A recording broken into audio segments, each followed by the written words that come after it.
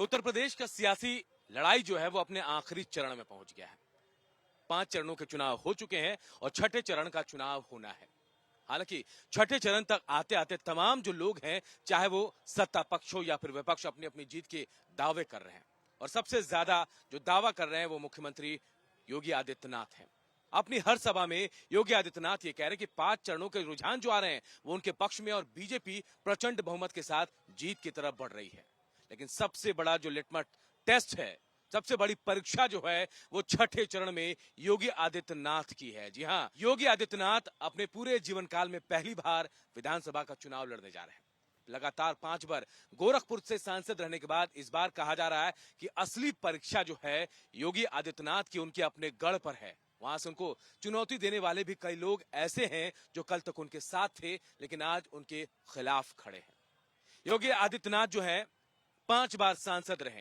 हालांकि कभी उन्होंने विधानसभा का चुनाव नहीं लड़ा, लेकिन इस बार सियासी समीकरण थोड़े बदले बदले नजर आ रहे हैं और कहा जा रहा है कि योगी आदित्यनाथ सुरक्षित सीट की तलाश में यहां भेजे गए हैं। ये विपक्ष कह रहा है, लेकिन यहां मैं आपको बताऊं कि जो सत्ता पक्ष की रणनीति है वो कुछ और कह रही है।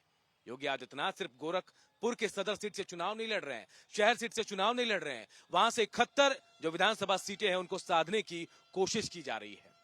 ये भी कहा जा रहा है कि योगी आदित्यनाथ अगर इस जगह से चुनाव लड़ते हो तो उनका असर जो है पूरे गोरखनाथ पर पड़ेगा, यानी 9 विधानसभा सीटें जो गोरखपुर में आती हैं वहां से उनका असर पड़ेगा। और इसके अलावा आसपास के जो जिले हैं, 71 सीटें मानी जाती है, उन पर भी इसका असर पड़ेगा और वहां भी जीत का परचम बीजेपी लहरा सकती है।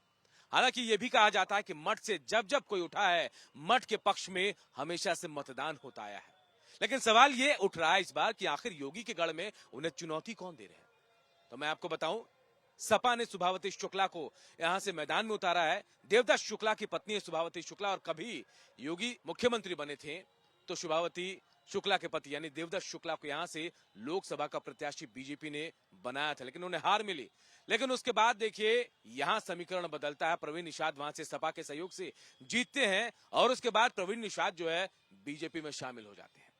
प्रवीण निषाद के बीजेपी में शामिल होने के बाद अब समीकरण वहां बदल गए हैं। सुभावती शुक्ला अब अपने ही सहयोगी जो कभी रहे हैं योगी आदित्यनाथ, बीजेपी उनको टक्कर दे रही है। तो वहीं चंद्रशेखर आजाद का भी नाम सुर्खियों में है। योगी आदित्यनाथ के सामने कोई भी ऐसा प्रत्याशी खड़ा नहीं हो पाया जो अपनी दमदार मजबूती पेश कर सके, और चंद्रशेखर दावा कर रहे हैं कि वो योगी के गढ़ में जाकर उनको हराएंगे।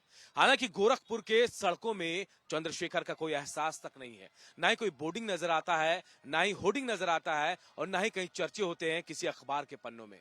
चंद्रशेखर ये कहते हैं कि वो होर्डिंग लगाना चाहते हैं लेकिन उन्हें जगह नहीं मिल रही है। वो चाहते हैं कि अखबार के पन्नों में उनके खबरें भी छपे, उनके चेहरे भी आए, लेकिन उसके लिए पैसे देने पड़ेंगे। लेकिन सच्चाई यह है कि पूरे गोरखपुर में, जी हां गोरखपुर की बात कर रहे हैं, योगी आदित्यनाथ का ही जलवा है। हमने कई लोगों से बातचीत भी की, चाहे हिंदू मुसलमान हो, चाहे दुकानदार हो, या फिर आम आदमी, या फिर नौकरी पेशा, तमाम लोग योगी योगी के नारे ही बुलंद करते नजर आ रहे हैं। लेकिन इस बार विधानसभा चुनाव 2022 का जो सियासी समीकरण है उसे बिल्कुल अलग तरीके से विपक्ष भी गिर रहा है।